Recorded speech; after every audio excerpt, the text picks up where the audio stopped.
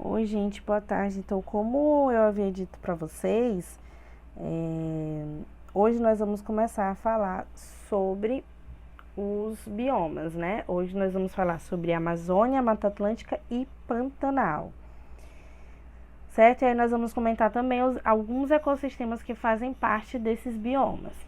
Começando pela Amazônia, a Amazônia, ela é a maior floresta tropical da Terra.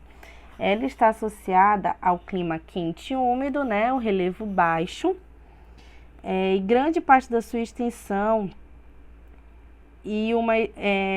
feita tem uma grande rede de rios, certo? O principal rio desse bioma é o Amazonas. Quase 60% desse bioma ele é localizado no Brasil. Certo? E aí a gente tem aqui o mapa desse bioma, né? Vocês podem ver que abrange o norte todinho e alguns estados do Nordeste, inclusive o Maranhão, certo? E aí também vai abranger o Mato Grosso, né? Que já é centro-oeste. Pará também tem bastante região do norte. Todos os estados do norte vai ser composto por esse bioma, certo?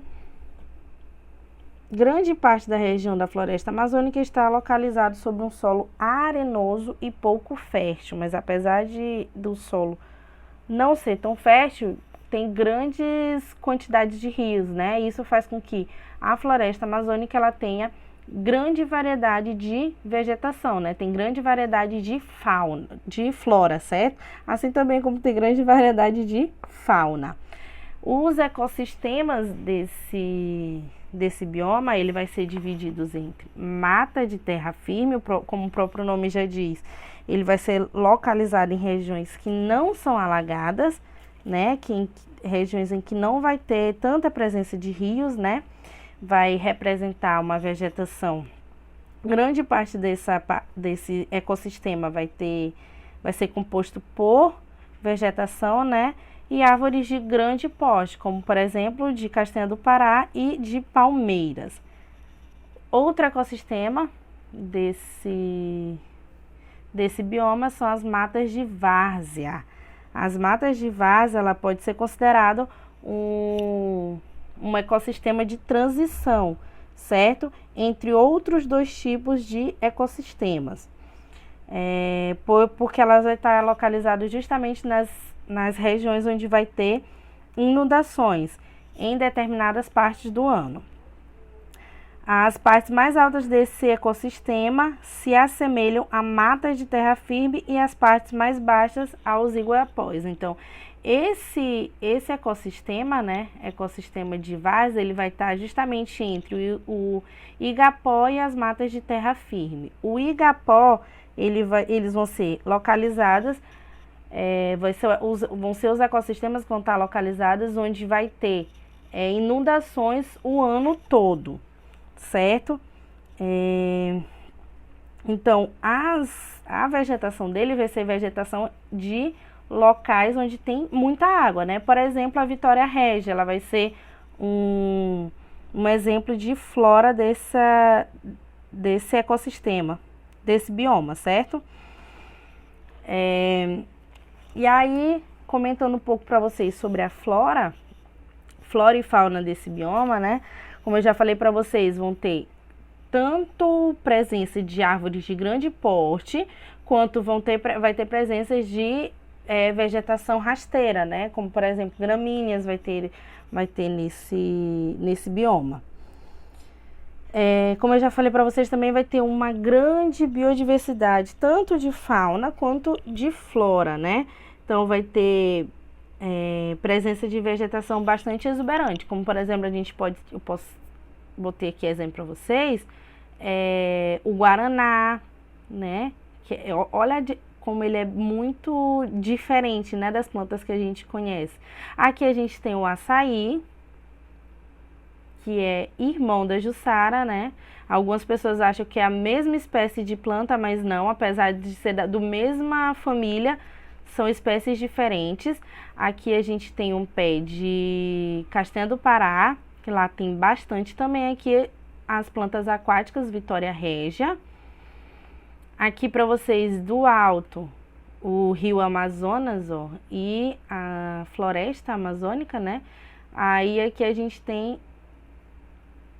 o ecossistema de várzea, né? De Igapó, que é a região onde fica inundado o tempo todo, certo? E aí tem outros exemplos também de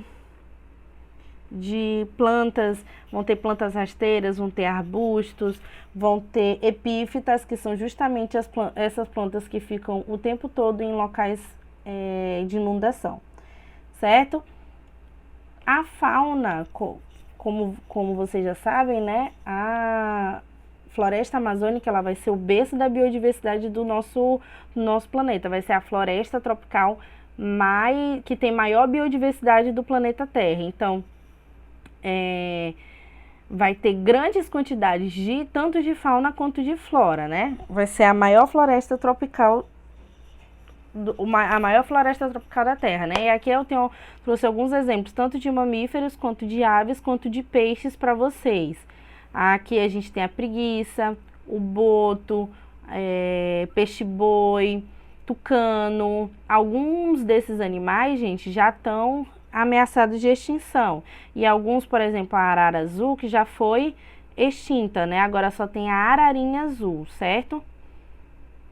Só a arara azul só tem agora em cativeiro. Aí a gente tem o mico-leão dourado, capivara também, certo? Aí vai ter pirarucu, que é esse peixe aqui, que é bastante, tem bastante espécies na Amazônia, certo? O peixe-boi, já falei também. E aí esses animais são animais característicos da floresta amazônica, né? Porém, alguns desses, por exemplo, a onça-pintada, ela vai estar em outros, vocês vão encontrar em outros biomas também.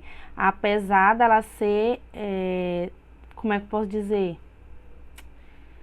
Nascida, né, da floresta amazônica, certo?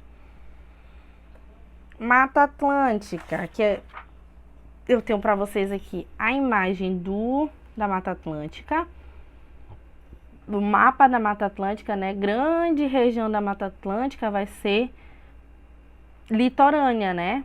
Ó, pega o litoral todinho, quase o litoral todo do Nordeste, né?